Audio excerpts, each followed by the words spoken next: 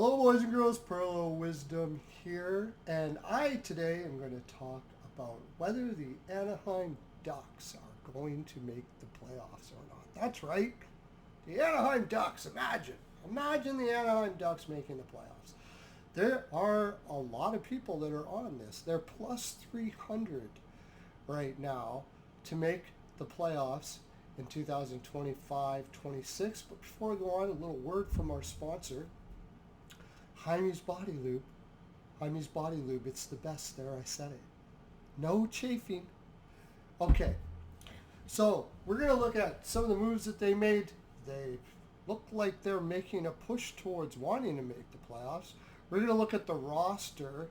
Of course, Joel Quenneville being added as coach and how that affects what may happen. And go from there. All right, let's look at the Anaheim Ducks. Anaheim started out with, we'll go from the top line and go all the way down here. Cutter Gauthier, amazing, had 20 goals last year. This kid is looking really good offensively. Could be a 30-goal scorer next year. He's just only 21 years old, a lot of room to grow. And he's got one hell of a shot. You got Troy Terry, of course, regular 20-plus goal scorer, has a potential to score 25 to 30. For Toronto, 20-goal scorer. Killorn can score 20. McTavish can score 20 or more. McTavish is only 22. Growing and growing, especially when it comes to play driving. And has a killer shot, goes to the right spots, could be a player. A big thing, now we're going to get into a couple moves that they've made that Verbeek has gotten a little bit of, I shouldn't even say a little bit. A lot of people in the land, on the Twitter land, have really criticized him for picking up a guy like Chris Kreider. Chris Kreider had 22 goals, only 30 points last year, had a terrible year, didn't look good at all, seemed to get all kind of poopty bummed out after a guy we'll be talking about later, Trouba, got traded, and had a lot of, Goudreau as well got traded before that. And it wasn't just that, it was the way they got traded. They pretty much forced him out. Didn't really give him too many options, didn't try to talk it through. Just said, we're out of here, you're out of here, and that's fine. And that's just the way it is. And it didn't sit well with a lot of those Rangers players, I'll tell you, because they played like ass last year. And a lot of the murmurs out there was what management was doing and the decisions they were making had a lot to do with that. So Chris Kreider, of course, finds his way out. They were trying to trade him for a long time, making $6.5 million. Now, I'm going to defend Verbeek a little bit here with this Chris Kreider pickup. He has been, throughout his career, one of the premier two-way, three-zone, I like to call it, three-zone defensive-aware players in the league. Last year he wasn't good, but you know what? You look at the analytics for all the players last year. For the most part, all of them were down, because they were all poopty depressed. It seemed to be that was the reason why. So in comes Verbeek and says, you know what, and I'll talk about this later, why I think Kreider was such a good pickup, but leadership was needed on here in this group, especially the kind of leadership Chris Kreider can bring. Ryan Strome moves down to the third line center spot, and honestly, he's just not very good. Don't let his point production fool you. Yeah, okay, he can pass the puck well. He can play on the power play. He's got skills. I'm not going to say he doesn't have skills, but his overall game doesn't make up for his offense at all. He's not good. He's not a good three-zone player. He's just a perimeter player. He's done very well in his career, even though that is the case. But down here in the third line, rather than last year being on the top line, is probably going to help him and the Ducks out quite a bit. So they go out and pick up Michael Granlund. Now this one is a head scratcher for me because Michael Granlund is, again, not a good three-zone defensive player. He's the kind of player that has to play with offensive players in order for him to play well. Now, you're going to say in San Jose, well, he didn't play with offensive players, but he got a ton of ice time, and he did manage to get on the ice with some pretty good young guys like Smith and stuff like that are immensely talented and did really well for himself. Also, in San Jose, they weren't really playing defense last year because they didn't have any, and the only way they were going to win games was playing pure offense. The coach for San Jose really wants, it's common with young teams that a coach will basically just kind of let them go a little bit, get comfortable in scoring in the NHL before they start teaching them the finer points of the game. And for Granlund, that's perfect because he's not good at the finer points of the game and never has his whole career. And at 33 years old, I don't think he's going to start becoming that. Then they picked up Ryan Poehling after trading away Zegras. I've talked about that in previous TikToks. I just started getting back on YouTube as to why Zegras was traded. But getting Poehling isn't a bad return, a fourth line guy. He's one of those guys that can try to do everything you want to win. I say try, as he doesn't really have the physical tools to do a lot of things, but he will give you 100% effort. If you ask him to play defensively, he will try his best. If you ask him to score goals, which is probably his greatest asset, he's actually a better point producer than he is a defensive player. He will do it. He'll grind it out. He'll fight for you. He'll do a lot of things that coaches love.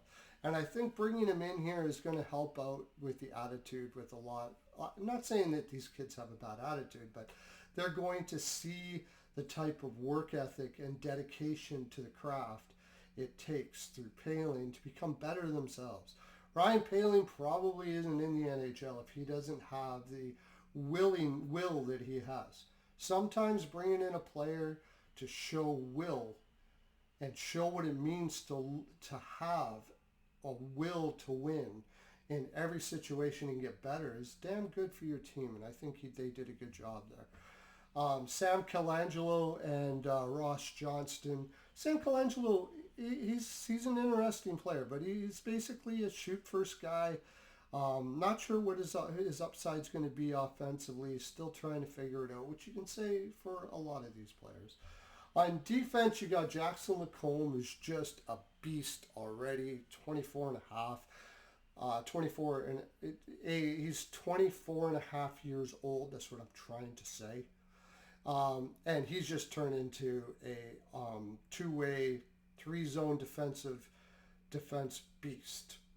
Number one, top lefty already and only getting better. Fantastic defenseman. Radko Gudas, solid.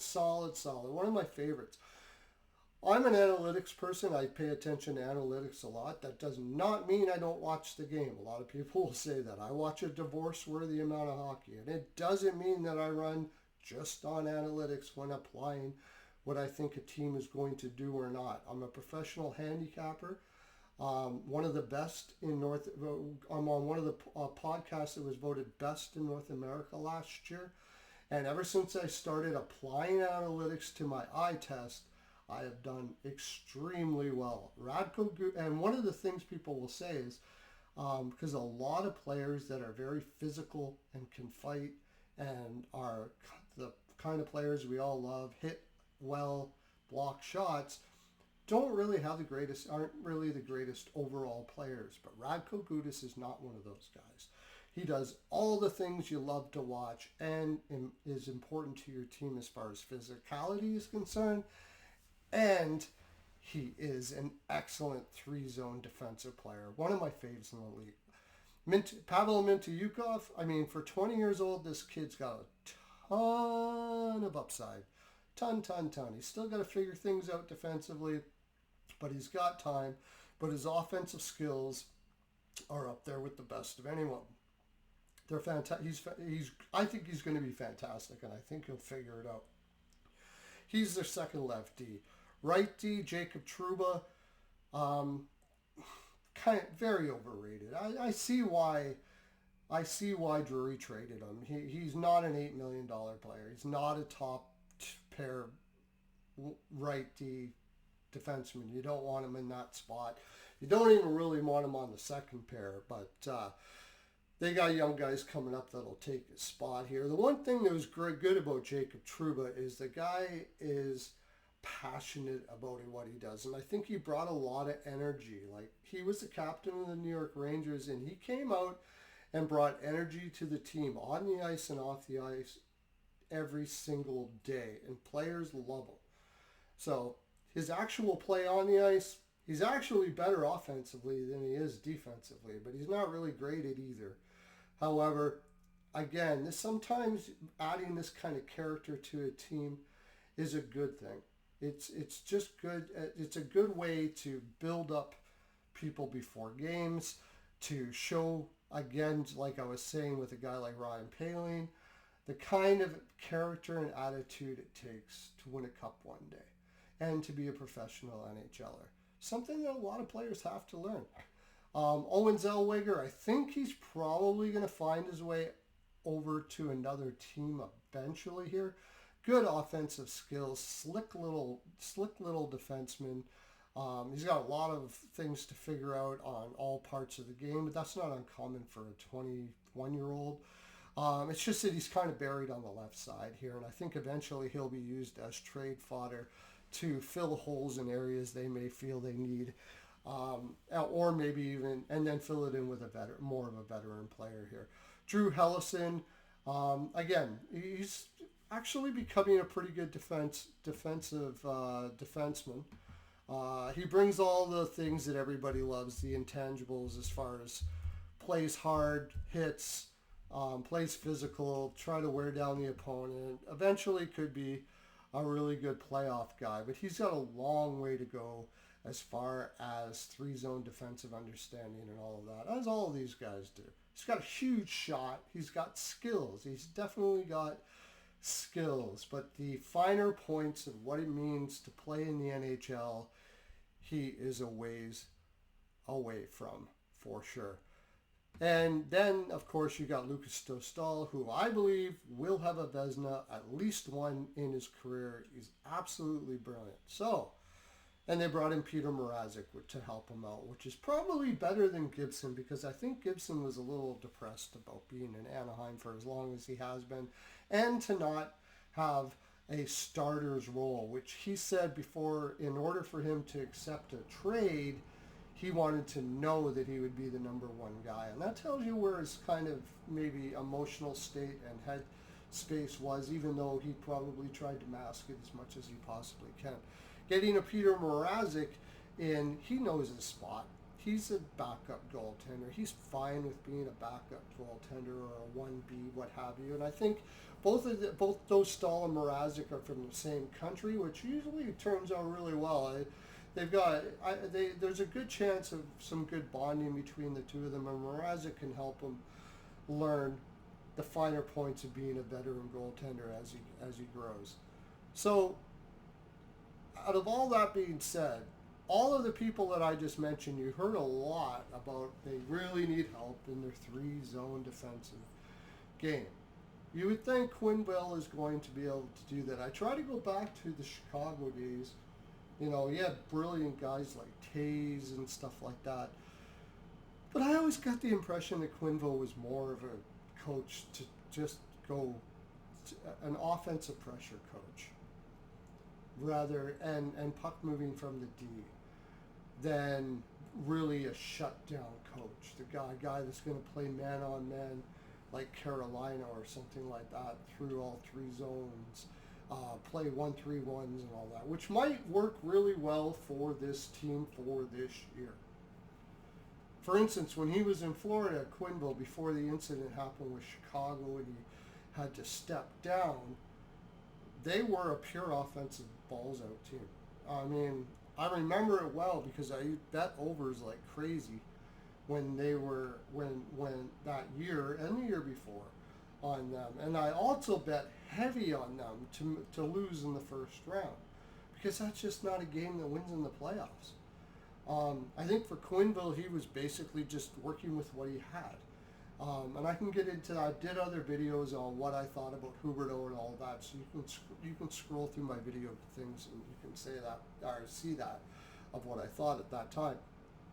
But in this situation now, you got great offensive players like Gauthier, Terry, tools anyways, McTavish, Granlund is fine offensively. You've got good offensive defensemen. None of them can play three-zone defense. And now you could say, okay, they're bringing in Q. He's a veteran coach, and he's going to teach these guys the finer points of how to play defensively. I don't think so. You don't bring in Granlund and Kreider and make these moves with the eye towards teaching these young guys through the year how to play a three-zone defensive game. I just can't see it. I think the owner is just tired of losing, said we want to win right now, and I think they brought in Quenneville to get these guys to play basically the same way the Florida Panthers were back when they were winning a President's Trophy with some of the highest scoring games, and them themselves scoring so many goals as they did. I think that's what's going to happen here, honestly. And you know what? I think they could make the playoffs because of that. At plus 300, I'm going to slip a little bit on it. Because in the regular season, you can get away with that. You can go balls out offensively in the regular season and win a lot of games. Because you're playing against a lot of teams. You're not playing against one team for 7 games.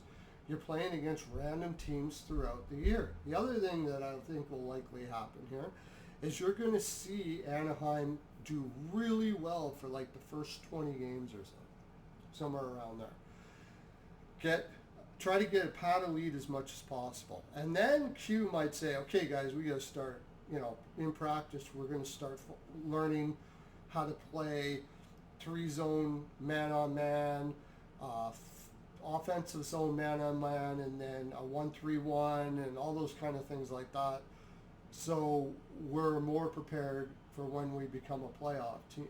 Maybe next year and over the summer, they focus more and more and more on that. But it is not easy to just go like that and say, okay, all you guys we're going to be a great defensive team just like that. It takes time.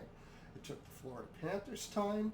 It took the LA Kings back in the day were one of the best. And it took them time. It takes time and a lot of cohesion in a group to be able to do that. If you notice, the Toronto Maple Leafs quite often have a difficult time doing that. Edmonton Oilers, although they have their moments where it looks like they're shutting people down, overall, they're so top heavy on their talent, their bottom 6 switches all the time. So anybody, all the teams that are coming in, when you have high turnover, you got new guys coming in that have to relearn all of this, unless you're bringing in from teams that already had these sort of systems in place, which quite often is not the case. So I think it's going to be balls out offense. I'm going to be betting a lot of overs more than anything, and I'm going to throw a little bit on Anaheim to make the playoffs here. You got Vancouver, who doesn't look good this year. I think Calgary's going to take a step back, and I'll talk about that when I do my Calgary. I think you've got Dallas. I mean, I know this is a different division, but Winnipeg has lost Ehlers.